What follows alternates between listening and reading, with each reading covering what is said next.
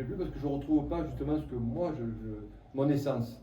L'essence de l'art martial, du taekwondo, C'est-à-dire, ou des arts martiaux en général. bah, Parce pour que, être précis, qu'est-ce que. pour être précis, ben, ce côté sportif, joueur, ce côté un peu, ce côté ludique du taekwondo, qui est devenu un sport vraiment sécuritaire, qui est vraiment fait pour se développer comme ça, dans cet état d'esprit, quoi, avec beaucoup de protection. C'est pas ça les arts. Enfin, pour moi, c'est pas ça. Moi, j'ai pas commencé comme ça. Donc j'ai commencé dans une salle de boxe dans un quartier pourri de Marseille, avec des gants qui n'avaient même pas de gants, ils se sont repassés les gants entre nous, ça y puait, Ah on oui. s'entraînait dans les endroits, les douches, il n'y en avait qu'une, on était 15 pour la douche, enfin, c'était vraiment dans le vieux quartier de Marseille, et c'est là où il y avait des champions de boxe. Donc Gracien Tona, qui avait été contre Carlos Monzon, le champion du monde quand même. Donc il était dans la salle, et moi je me mettais mi-lourd, lui c'était un poids moyen, donc on s'entraînait, il était content d'avoir quelqu'un d'un peu lourd devant lui. Et quand on commence comme ça, ou dans un club de karaté où j'étais avec M. Guetta, on s'entraînait dans un gymnase pieds nus sur du béton, avec des ampoules de sang sur les pieds, qu'on s'entraînait vraiment dur à faire des pompes sur les poings et tout le reste avec, pas que ça. Quand on voit dans le cocon où vivent maintenant les athlètes de taekwondo ou même d'autres disciplines, hein, c'est pas ça qui va durcir, c'est pas ça qui va endurcir les gens, c'est pas ça qui va former des hommes dans la vie. Je pense qu'ils font du sport. Et les gens ils vont sortir de là, s'ils avaient fait du VTT, du parapente ou de la natation, ça serait des bons sportifs, ça serait super. Mais l'art martial, quand même, il y a autre chose dans un art martial. Il faut quand même comprendre qu'il y a une essence dans l'art martial qui est différente du sport. S'il n'y a pas cette recherche de l'art martial, on ne fait pas de l'art martial, si on fait du sport. Voilà. Et ça, c'est un peu dommage. Et moi, je le vois un peu comme ça. Donc, c'est pour ça que les compétitions où les gens ont 300 grammes de pression sur un coup, ils marquent un point, c'est pas ça. En karaté, à l'époque, les premières compétitions de karaté que j'ai fait, c'était du karaté où les gars, il y avait du sang sur les tatamis. Ça arrivait souvent, les gars se s'ouvrir les lèvres, casser les côtes, et l'arbitre, le gars n'était pas disqualifié. C'était dur. Puis après, le karaté lui aussi a évolué. C'est là où moi j'ai commencé à un peu évoluer dans le karaté, et c'est devenu des touches légères, il ne fallait absolument plus toucher l'adversaire, ça ne va pas faire, non. Ça a évolué comme ça, et moi, ça ne me plaisait pas trop. C'est pour ça que le taekwondo me plaisait, parce qu'avec le plastron, on pouvait taper fort et se lâcher. On lâchait les coups pour de bon. Et voilà. Et là maintenant, ils retiennent encore les coups. Ça revient comme à l'époque où il fallait toucher doucement et pas y aller vite, mais pas trop fort, quoi. Et pourtant, c'était des athlètes, les gars. C'est pas ça. Je ne critique pas le pratiquant par lui-même. C'est le règlement qui fait le pratiquant. Quand le règlement change, regardez le MMA, le règlement du MMA fait que les gars, ils sont violents. Et c'est des gars qui sont performants. Parce que quand tu prends les règles du MMA au tout démarrage, les premiers règlements UFC, tout est ouvert. C'est ça, ils ont un peu aussi allégé. Ils ont aseptisé eux aussi. Hein. Ouais, un peu, c'est vrai. Parce que je me souviens des premiers UFC. Ah oui, sur le ring. C'était pas dans une cage, sur un ring. Ouais, et puis les mecs, ils faisaient des low kicks dans la tête. Hein. Aujourd'hui, c'est interdit de ce qu'ils appellent. Mais bon, les premiers UFC aussi, il y avait beaucoup de grappling. Oui. Donc, si tu veux, ils ont quand même enlevé la partie grappling pour pouvoir favoriser aussi la partie percussion. Quoi. Parce qu'en fait, ils allaient beaucoup. De toute façon, il y avait au départ, il y avait beaucoup de lutteurs, les gars du jiu-jitsu qui combattaient. Il y avait peu de boxeurs, les boxeurs sont arrivés progressivement au MMA. Et pareillement pour les autres arts martiaux. Et beaucoup de lutteurs aussi américains. Après, il y avait même les gars du kickboxing qui ont commencé à venir. Voilà, c'est vrai, des lutteurs, même de la gréco-romaine. Donc, tu vois, les jiu-jitsu brésiliens, quand les frères Gracie sont arrivés, ils ont expliqué à tout le monde que quand on était par terre, on ne se relevait plus avec ces gars-là. Et ils les mettaient par terre, les plus forts. Hein. Et puis les gars du jiu-jitsu, ils frappaient.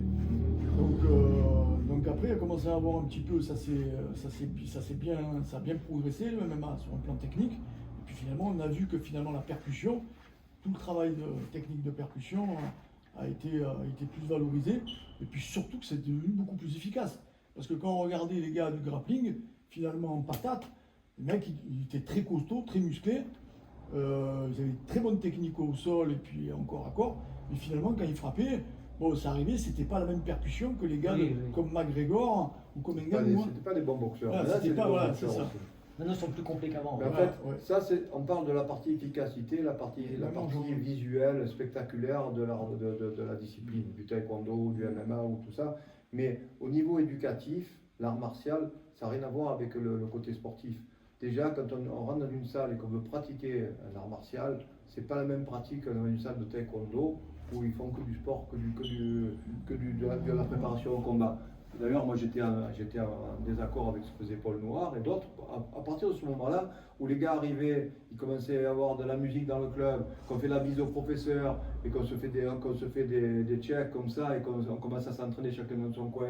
Que, par contre, la séance va durer 2 heures, ils vont baver, ils vont s'entraîner très fort. Mais c'est que du sport. Si le gars arrive dans un club, déjà il commence à saluer le tapis, il y a 5 minutes de méditation, on salue à genoux par terre et qu'on commence à se mettre dans un état d'esprit différent, où la méditation fait partie de l'entraînement, où la recherche sur la spiritualité, son ego fait partie de l'art martial, où justement on cherche à se développer soi-même, on n'est pas dans la même configuration. Et ça n'empêche pas de faire des combats à côté. Ça Oui, empêche parce pas. qu'on le rappelle, tous les deux, alors que vous prônez une pratique martiale, vous avez quand même été des grands champions Oui. en tant que pratiquant. Oui, mais moi ça ne m'empêche pas, quand je m'entraîne, de me mettre dans un coin, de faire de la méditation, le matin de prendre une douche froide, de faire des choses qui correspondent à une éthique de l'art martial. Parce que c'est comme ça que je le conçois. C'est toute une codification qui a un peu Oui, disparu. ben oui, et c'est comme ça qu'on peut se former. C'est comme, dans la facilité, on fait pas quand c'est facile, on ne fait pas des gens forts. Hein. On fait des gens forts quand ils ont de la difficulté et que cette difficulté la surmontent et que petit à petit ils arrivent à se découvrir eux-mêmes et évoluer en fonction des difficultés qui s'imposent. Donc d'après toi, il doit y avoir une part de difficulté dans tout apprentissage martial. Exactement, de difficulté. Et puis, parce que la difficulté dans l'esprit sportif, elle n'est pas pareille que quand on s'astreint tout seul. Oui.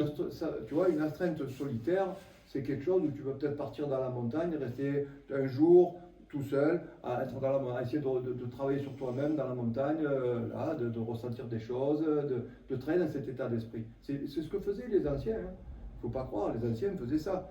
Maintenant, quand on va dans une salle et qu'on check les copains, qu'il y a de la musique, qu'on met un collant avec un kawaii pour s'entraîner et qu'on s'amuse, ben écoute, c'est dur. Je ne dis pas que c'est pas dur.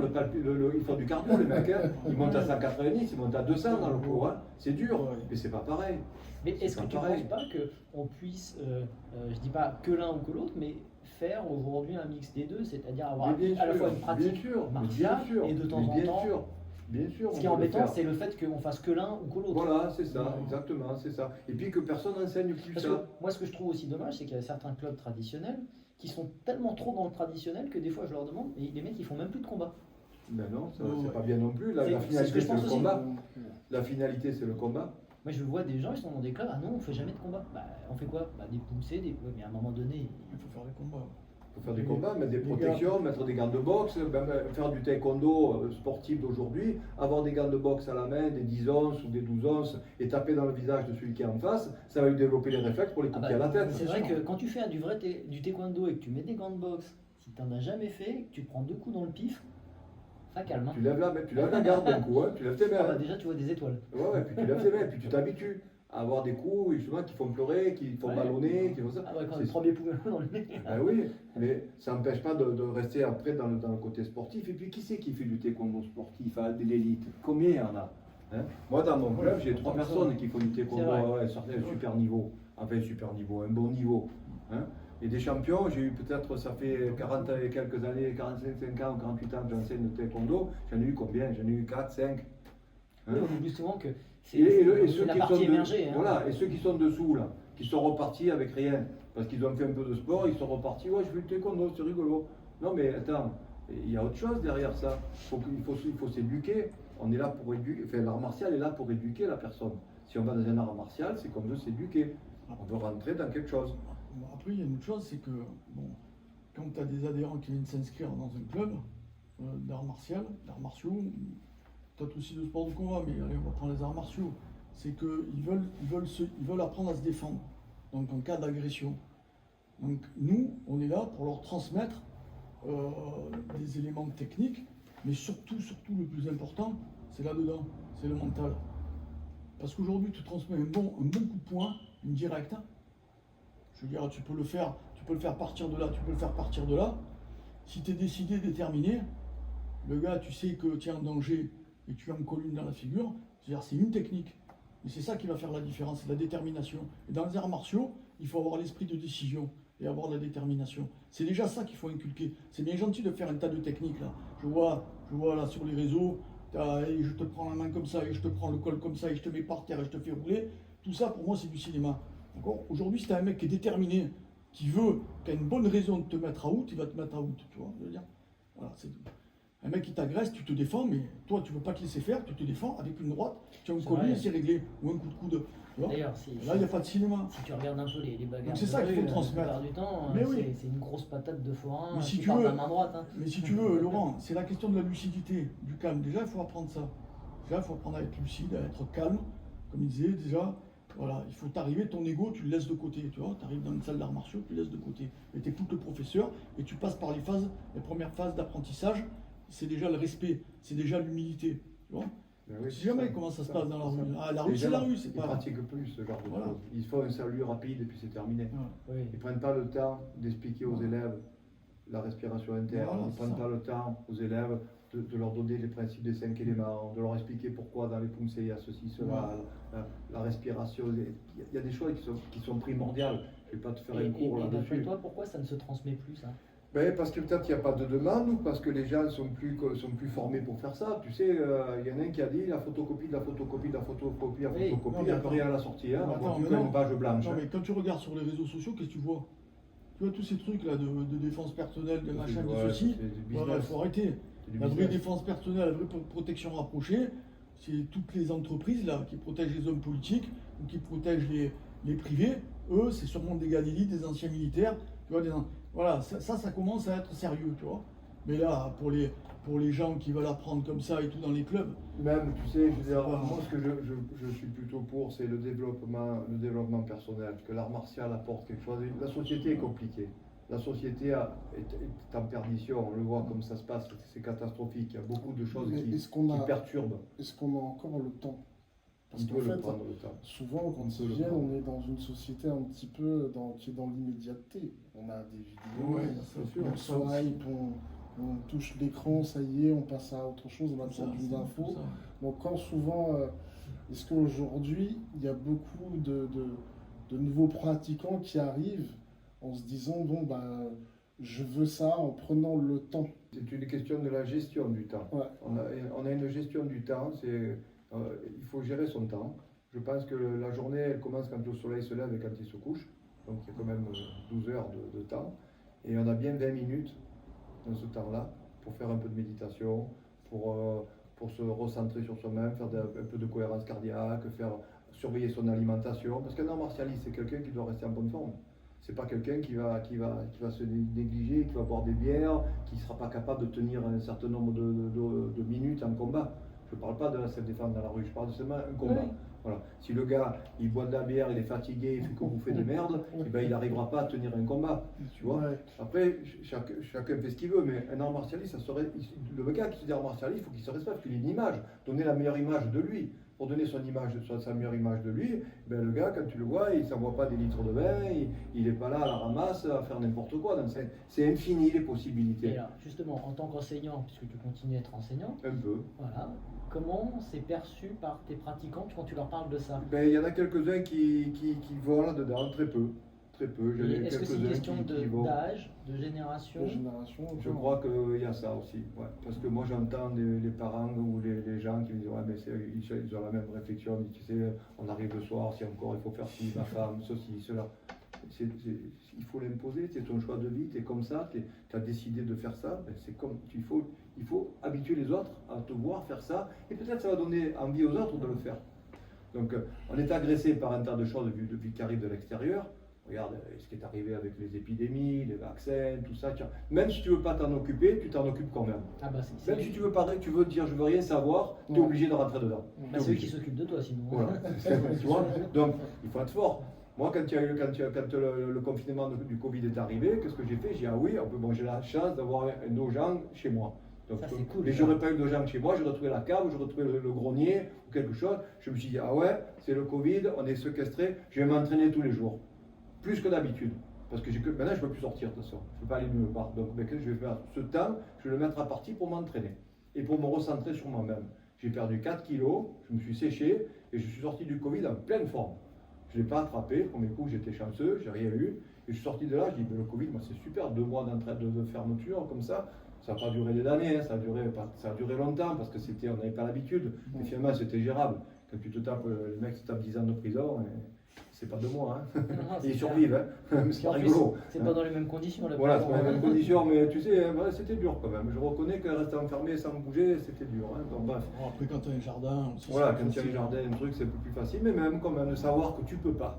Merde, c'est cette idée de. Oui, c'est la privation de liberté. Voilà, la privation de liberté. Tu peux pas aller où tu veux, c'est ça qui est. Ben, il fallait le retourner à quelque chose de positif.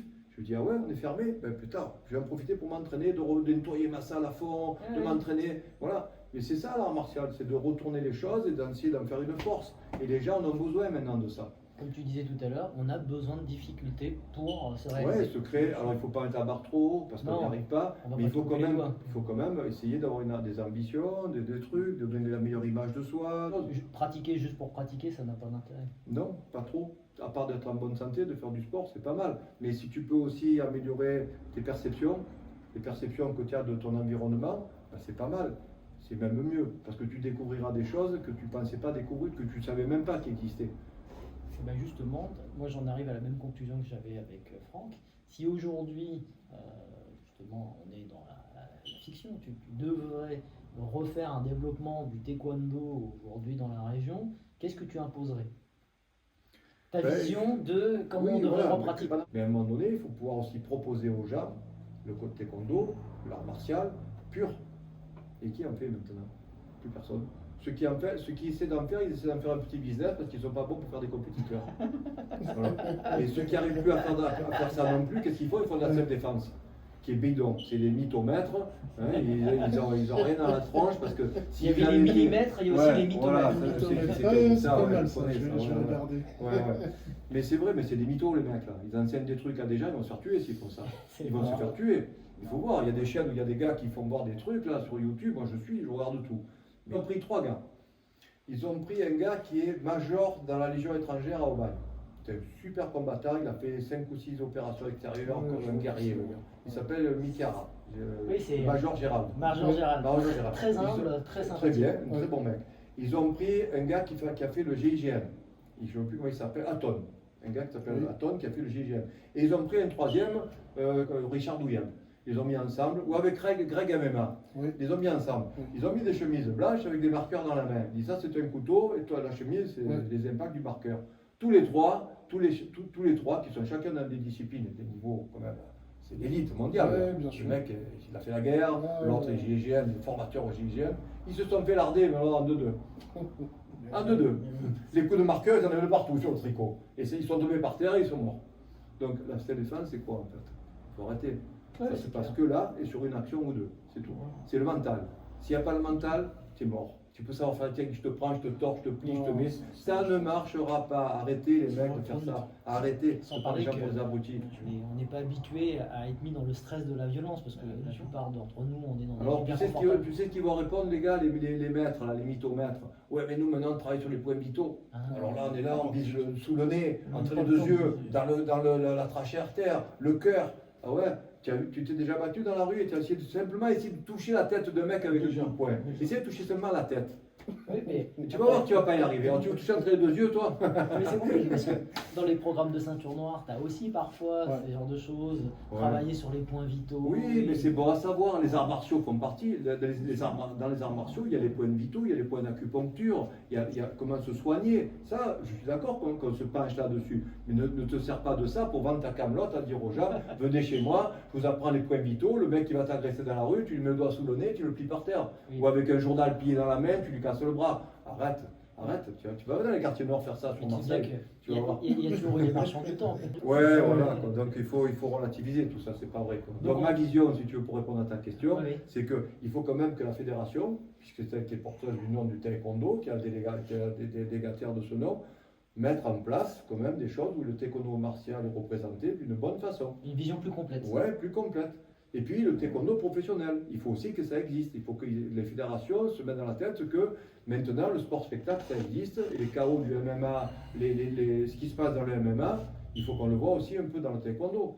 Pourquoi pas? Oui, bien sûr. Bien sûr, le mec qui va dans un truc, sur un espace, ils combattent au chaos vraiment avec Et des points. inversement, un taekwondo Et voilà. loisir pour que les Comme familles. ça, il y en a pour tout le monde. Il y en a Là, pour ils, tout le là, monde. ils ont fait karaté professionnel. Là. Ah ouais, Combat karaté sur contact, là. surface.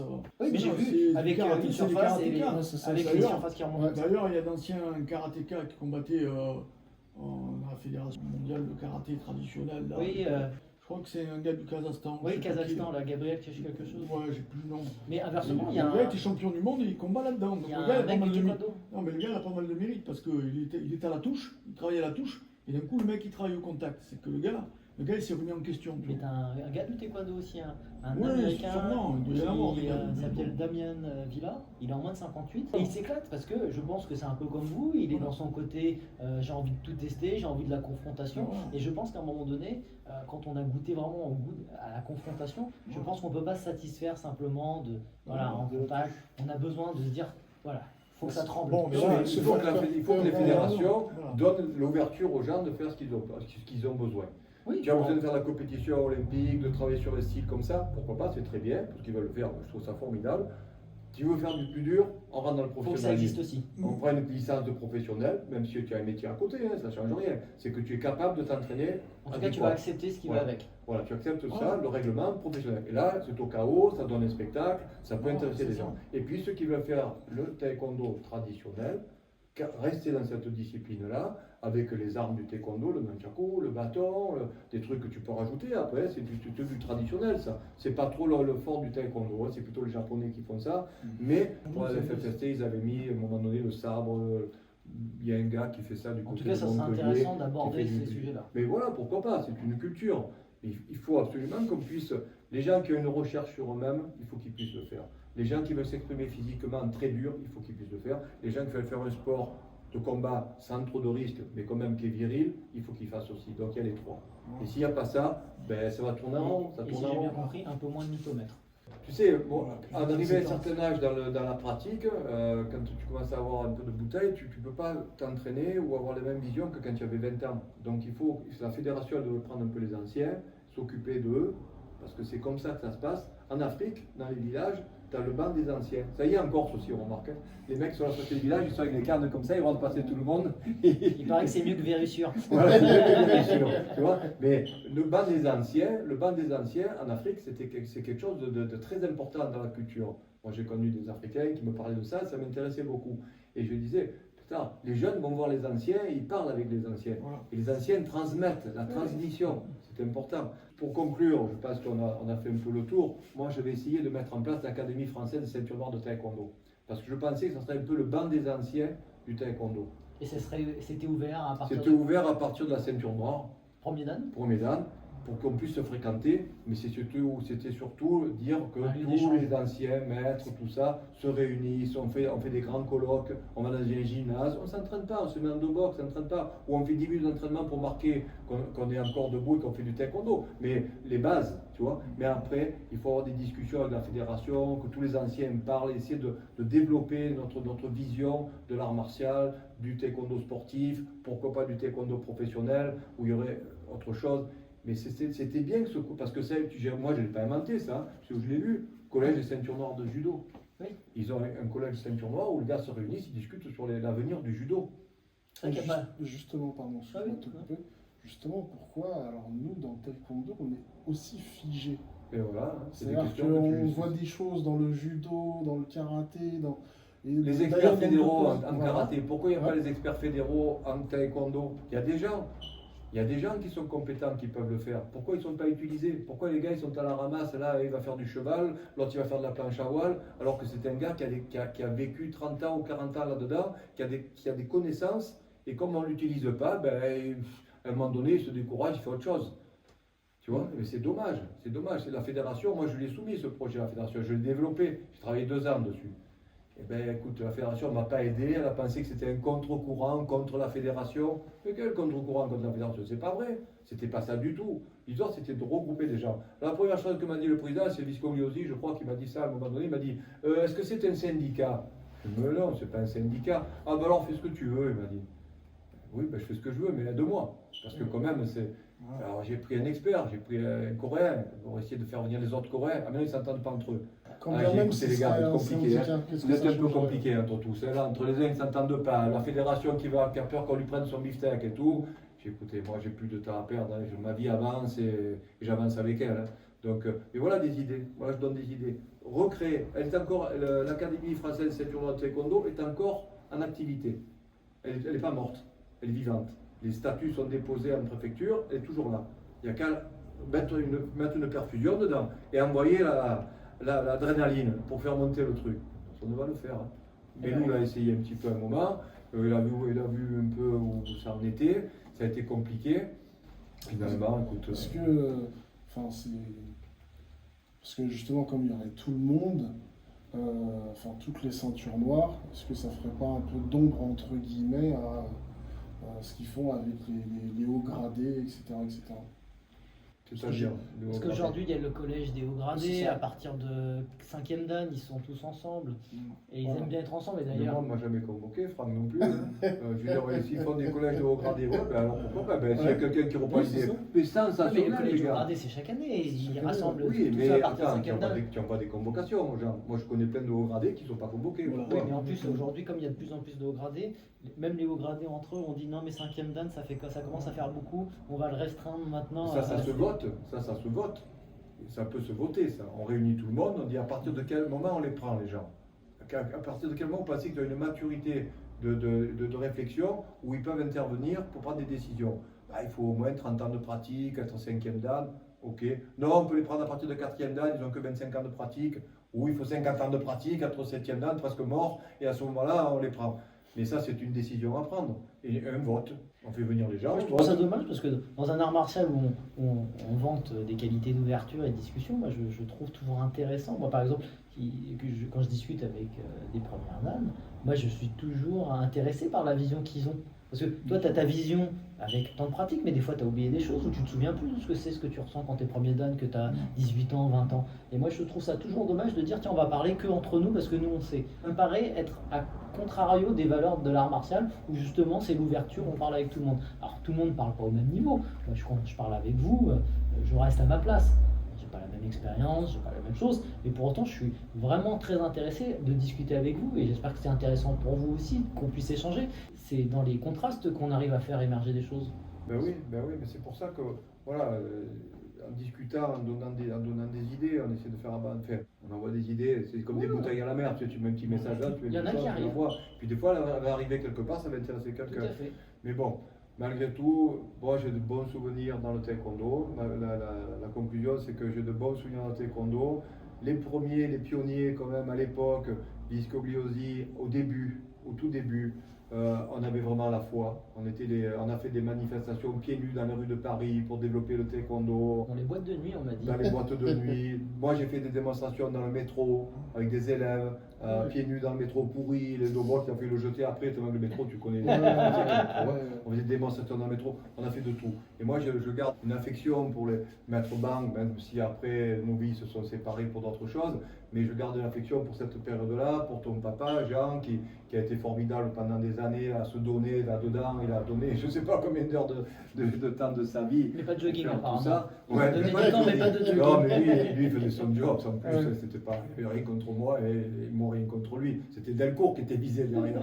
Donc voilà. Mais moi, je garde de très bons souvenirs de tout ça. Et malgré si après il y a des gens qui ont pris d'autres directions, je m'en fous. Moi, je reste sur le positif.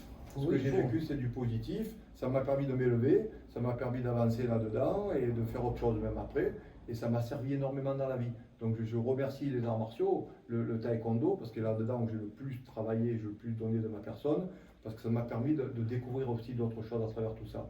Heureusement, merci la vie, merci le taekwondo, merci les arts martiaux, parce que ma vie, je ne sais pas ce qu'elle aurait été sans ça, peut-être autre chose, de mieux ou de moins bien, mais en tout cas, ce que j'ai eu là, c'est grâce au taekwondo et c'est grâce à tous ces gens qui au début étaient purs.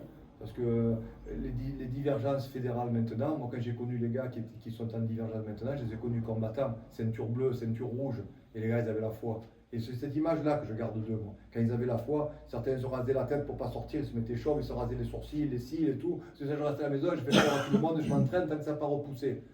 Tu vois l'état d'esprit des gars, voilà, on était là, c'était comme ça, on faisait des trucs de dingue pour être au top de ce qu'on voulait être. Et ça, c'est des périodes magnifiques. On était habité, quoi. Voilà, on était habité par l'art martial. Moi, je sais que c'est vrai, comme ça. comme tu disais, l'art martial, on dit là, le taekwondo, mais le taekwondo, ça reste aussi un support de la construction d'un homme.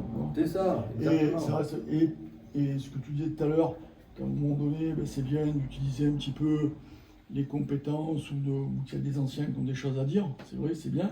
Mais de l'autre côté, il y a aussi des anciens qui ont complètement arrêté, qui sont dirigés vers d'autres choses, comme moi.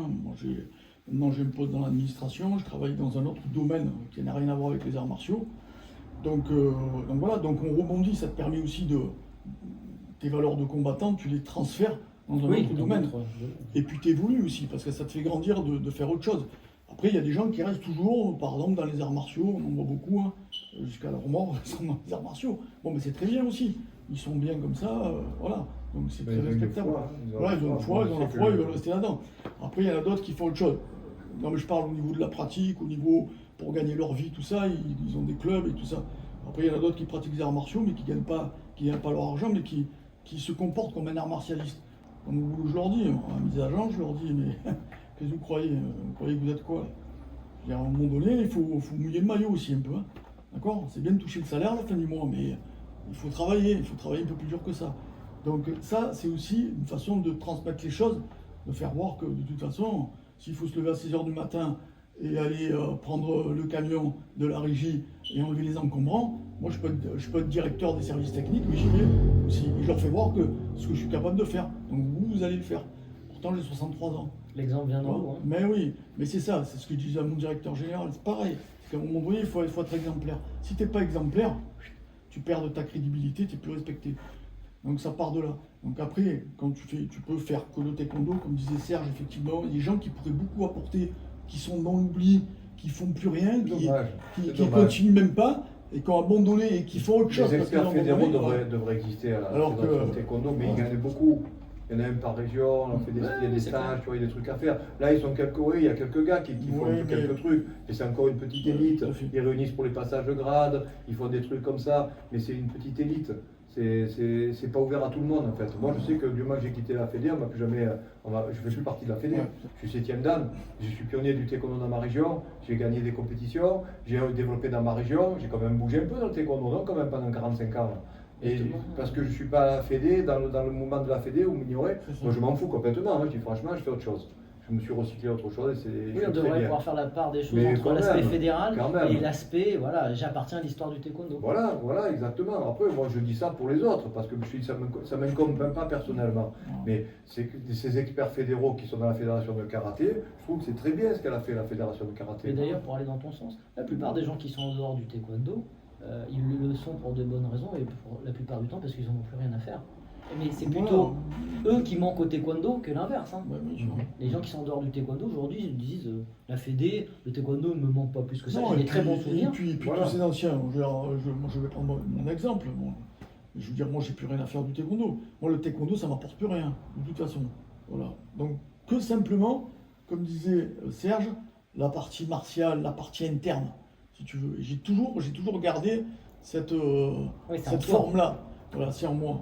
Donc voilà, donc c'est vrai que le taekwondo, et ça je le redis, c'est que ça m'a apporté beaucoup, quoi. Les arts martiaux en général, voilà, les arts martiaux, le taekwondo m'ont apporté beaucoup. Donc moi je l'ai encore en moi, et je pratique encore les arts martiaux. Maintenant j'enseigne plus, mais le taekwondo, j'attends plus rien du taekwondo, hein. Je veux dire, moi ma vie, elle est ailleurs, quoi. Oui, donc je fais autre chose. Vous auriez des choses à apporter.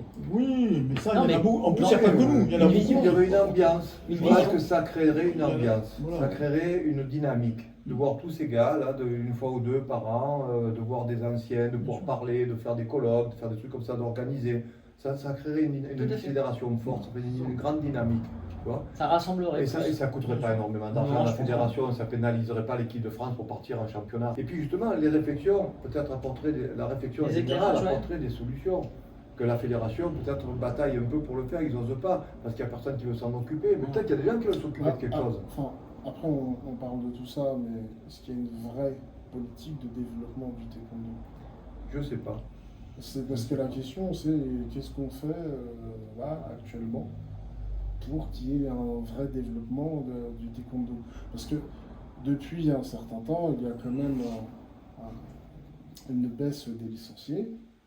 Donc on est là pour... c'est la course à la licence, et pourtant, j'ai pas l'impression qu'on essaye de faire quoi que ce soit. L'idée, par exemple, de faire une partie professionnelle, une partie loisir, une partie traditionnelle, ce serait quelque chose de vraiment formidable. Mais pour autant, rien ne se fait, il y a une espèce d'immobilisme. Oui, parce qu'il faut pas une information autour on de est ça. figé en plus avec Oui. les Jeux Olympiques, C'est qui ça. étaient comme si C'est c'était ça. la seule Donc, façon de les Jeux faire. Olympiques, c'est du business. Voilà. C'est du business. Non, mais business. C'est des subventions qui arrivent, des millions d'euros qui arrivent dans une fédération. Ce n'est que du business. Ils s'en foutent en fait. La marque olympique, elle a été achetée par Coca-Cola depuis longtemps. Hein, le bénévolat, comment il s'appelait le gars là, l'important c'est de participer. Voilà. Hein, l'important c'est de participer, l'important c'est de toucher des dollars. Voilà. Mais bon, ça existe. Laissez-le faire. Laissez-les faire. Ils sont bien comme ça. Mais donnez-nous autre chose à manger à côté. Moi, si je mange pas de la salade, je mangerai du riz. C'est pas grave. Tu vois ce que je veux dire? S'il n'y a pas du riz, ben, je mangerai des fruits. C'est pas grave. Mais Du moins, je mange quelque chose. Que je ne meurs pas. Ouais, bien Voilà. sûr. Et le taekwondo, je pense qu'il a besoin de ça. Il a besoin d'avoir, vu comme ça se passe maintenant, s'il reste là-dedans, ça va se casser la gueule. Bon, Petit à petit, ça va se casser la gueule. Il y Petit a à deux petit. choses, je pense que c'est déjà au niveau des clubs. Le club, c'est la cellule qui fait vivre la fédération. Tu démultiplies tout le nombre de clubs sur le territoire français. Déjà, ça, c'est la base. Donc déjà, la base, ça passe aussi par la formation. Alors c'est vrai, il y a une école des cadres, il y a une formation des professeurs. Il faudrait peut-être qu'il y ait un financement un peu plus important pour essayer d'élargir la formation des cadres, la formation des profs. Il faudrait qu'elle soit un peu plus complète, comme on en parlait avec Serge tout à l'heure. C'est-à-dire que ça ne soit pas qu'axé sur la forme sportive. Effectivement, déjà sur la forme sportive, oui, mais sur la forme martiale, sur la forme, sur la nutrition, sur l'inclusion au niveau des personnes aussi en difficulté, en situation de handicap, tout ça. Il y a pas mal de choses. Alors je sais que ça se fait. Après, nous, pour parler des fameux résultats en équipe de France, il y a déjà la détection aussi. Mais la détection, c'est lié aussi avec les clubs. Donc il faut vraiment une dynamique d'agrandir un petit peu sur le territoire cette dynamique et cette motivation au niveau des clubs pour pouvoir arriver à faire une détection plus pointue, quoi. Mais là aussi, c'est des moyens financiers, je pense. Hein. Il faut aussi des cadres. Il faut en avoir la volonté. Ouais, il faut en avoir la volonté de faire ça. C'est un travail de longue haleine. C'est pas un résultat, comme tu le disais, c'est pas un résultat immédiat. C'est un travail à long terme. Ça fait partie de la mission des différentes directions techniques nationales qui dépendent du ministère. Chaque pays est un peu différent, je crois. Mais chaque pays a sa vision. Voilà. Tu as des pays qui ne payent pas de mines et qui développent des trucs extraordinaires. Oui, avec des résultats. Tu as des, je sais pas, la Mais France, je crois que c'est le pays qui est en train de ouais, mais la France, parce qu'on est structuré vaciller. différemment au niveau du sport. Au niveau du sport, c'est pas, on fonctionne pas comme les autres pays. Les autres pays fonctionnent, c'est en privé, quoi. C'est des sociétés, c'est de la France a la particularité d'avoir un ministère. Nous, voilà, il y a un ministère déjà. Donc ça peut marcher, ça peut fonctionner. De toute façon, ça fonctionne, il y a quand même des résultats. Mais il faudrait y mettre un peu plus de... Oui, ça pourrait marcher mieux, mais avec plus de compétences. Et moi, je pense qu'aujourd'hui, c'est la question de la compétence, quoi. Je ne suis pas sûr qu'ils soient tous compétents. Mais c'est plein d'axes qui ne marchent pas. Ouais, vous voyez, en tout cas, moi, on a bien fait de venir vous interviewer parce que pour des gens qui ne sont plus dans le taekwondo, je trouve aussi passionné. Mais voilà, moi je vois, donc tu faisais des remerciements au taekwondo, nous te remercier. Oui. On a trouvé des gens passionnés, des gens avec plein d'histoires, parce que comme je disais, le taekwondo est riche de son histoire, mais est pauvre de sa mémoire, parce que personne ne pourra la faire parler. Donc merci de nous avoir partagé avec ça. Moi je voudrais partager avec toi Saïd, qui est, comme je disais, un pratiquant sur le tard, parce que tu as commencé en 98. 98, ouais. Et justement, par rapport à ces gens qui ont pratiqué un petit peu avant, dans les années 70. J'étais pas né. Est-ce que toi, à ton niveau, il y a des choses qui t'ont intéressé Tout m'a intéressé, et c'est marrant parce que je crois que, en tout cas, jusqu'à des gens qui ont à peu près mon âge, et peut-être encore un peu en dessous, mais j'ai l'impression qu'on a tous commencé un peu de la même façon. Oui. C'est-à-dire, on a vu des films. Des films d'arts martiaux. On a vu Bruce Lee, on a vu des choses qui nous ont un petit peu éblouis. Et voilà, et moi j'ai atterri au taekwondo parce que j'ai un ami qui m'a dit: tu connais le taekwondo? Moi je voulais faire du kung-fu justement. Et grâce à Bruce Lee ou à cause d'eux, je ne sais pas. Et je vois des gens qui donnent des coups de pied extraordinaires et je me suis dit, mais qu'est-ce que je vais faire au Kung Fu? Je m'inscris tout de suite, quoi. Voilà. Donc les années nous séparent, mais j'ai l'impression que ce qui nous a amené à la pratique du taekwondo, c'est vraiment la même base. Et dans l'analyse que fait Serge ou Franck, est-ce que tu te retrouves dans son discours, puisque tu es censé être un nouveau pratiquant, puisque tu pratiques encore le taekwondo électronique, où tu y trouves des points de convergence dans ce qu'ils disent? Ah non, mais je suis en total accord, c'est-à-dire que... Malgré le fait que tu pratiques le plastron électronique. Oui, mais en fait, moi, je pratique le plastron électronique parce qu'il n'y a pas d'autre forme de combat aujourd'hui. Voilà, c'est-à-dire que moi, à la base, je préfère l'ancien taekwondo. Alors peut-être pas celui où on n'a pas de casque, tout ça, hein, mais je préfère... Je suis pas mort, je suis pas mort. Mais est-ce que tout est intact? Ouais, je préfère encore, voilà. Mais ouais, l'électronique, bon, ça a amené autre chose. Je suis pas forcément fan. Et que si j'ai envie de combattre encore aujourd'hui, c'est vraiment à cause c'est parce que j'aime le combat, en fait. Bien évidemment, le taekwondo des années 2000 reste mon... Oui, mais moi je dis, Voilà. moi je suis pas contre le plastron électronique, suivant l'utilisation, déjà, parce que le règlement peut changer. On peut donner des priorités à certains coups et à d'autres non. Augmenter les pressions des coups, l'ordinateur peut très bien le faire, donc ça peut très bien évoluer. Il faut affûter, je pense, un peu la machine. Elle est un peu trop légère. Ça reste une machine. Ah ouais. Faut Non, mais on peut comme faire les curseurs un peu plus, durcir un peu les curseurs pour que ça soit un peu plus viril. Et justement, pour rebondir là-dessus, ce qui a été pour moi vraiment dérangeant avec l'électronique, c'est que du coup, les gabarits... Oui, ça a changé le morphotype des combattants. Ça a carrément tout bouleversé. Oui. On pouvait se retrouver avec des basketteurs. Tu veux dire que les petits costauds comme toi sont moins privilégiés? Ah, exactement. C'est sûr. Mais en tout cas, c'est intéressant parce que moi, ce que je ne voudrais pas dans ce qu'on fait comme interview, c'est d'essayer de créer artificiellement un conflit de génération entre c'était le mieux avant. Voilà, Non, ce qui est intéressant, c'est pas qu'on a chacun.